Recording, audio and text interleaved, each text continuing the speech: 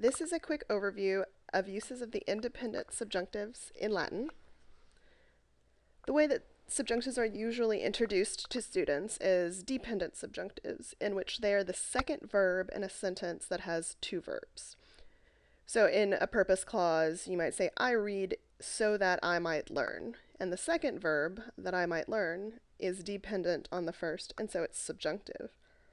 And we have the same kinds of ideas in result clauses, indirect questions, indirect commands, cum clauses, all of those dependent subjunctives that you learn at the very beginning. So to talk about independent subjunctives, let's talk about the difference between an indicative verb and a subjunctive verb, which are the mood of the verb. Indicative verbs indicate facts, which is where they get their name from. So I am going to the mall is a fact, and you can make it past tense or future tense. And subjunctives indicate something that's not quite real, like hopes, dreams, wishes, things that could have happened and didn't happen. So when you ask yourself, should I go to the mall? That's not a fact, and in Latin it would be subjunctive. Or when you tell your friends, let's go to the mall. You're not yet going to the mall, so it's not a fact. And then if you say something that might have happened that didn't, like if I had gone to the mall, I would have died. So that would be subjunctive in Latin because you didn't go to the mall, so it didn't happen. So one common type of independent subjunctive is hortatory and jussive, which are really the same idea. Hortatory is when it's used in the first person, like I or we, and the jussive subjunctive is when it's used in the third person, he or they. And this is when you encourage someone to do something, which is where hortatory comes from. You say, let's go to the mall. That would be a hortatory subjunctive. Catullus has some famous hortatory subjunctives, vivamus atque amemus, let us live and let us love. So this isn't a fact, but an encouragement. Jussive, it's the same idea, except instead of encouraging, first person, it's more of an order. Let them do something or let him do something. So if you change the mus to int for third person plural, it just changes it to a jussive subjunctive, but the idea is the same. So we have a famous jussive in English, let them eat cake. Another type of independent subjunctive is a potential subjunctive, and that's just when you indicate something that might happen but hasn't yet. So it indicates the potential that something might occur. So he might believe these things. You would need a subjunctive for that.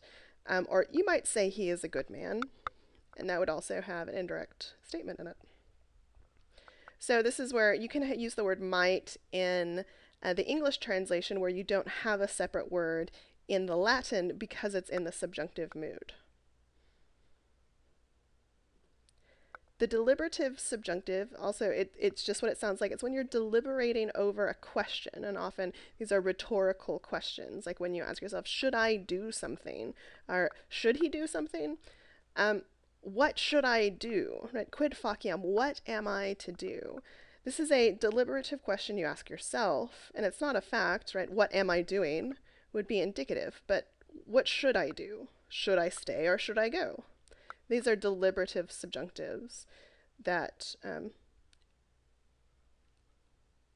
question reality.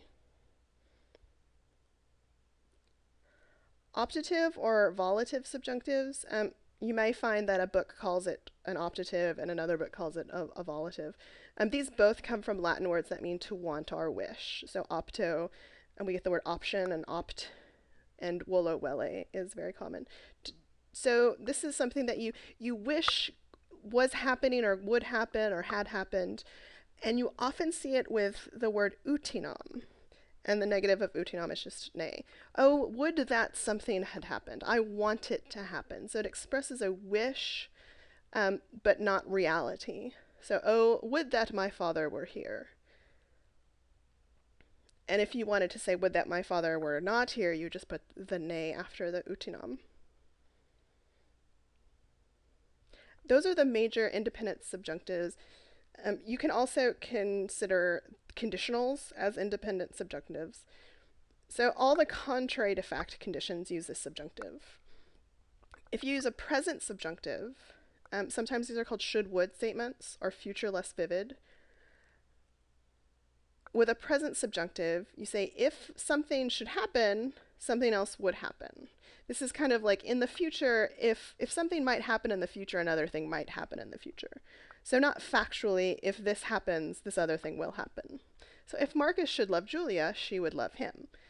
And this subjunctive idea is they don't love each other right now. So this is against reality, contrary to fact.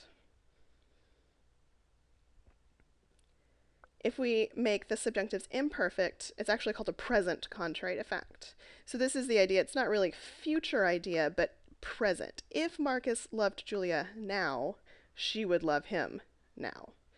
But the subjunctive idea is they don't love each other. And then if we made them pluperfect subjunctives, it's called a past contrary to fact. So if Marcus had loved Julia, she would have loved him in the past. And this idea, too, is they didn't love each other in the past, so this didn't happen. It's contrary to fact. And that's really a brief overview of the independent uses of the subjunctive and how you can use them as the main verb in a sentence and not dependent on another verb in a special kind of clause. So I hope that helped.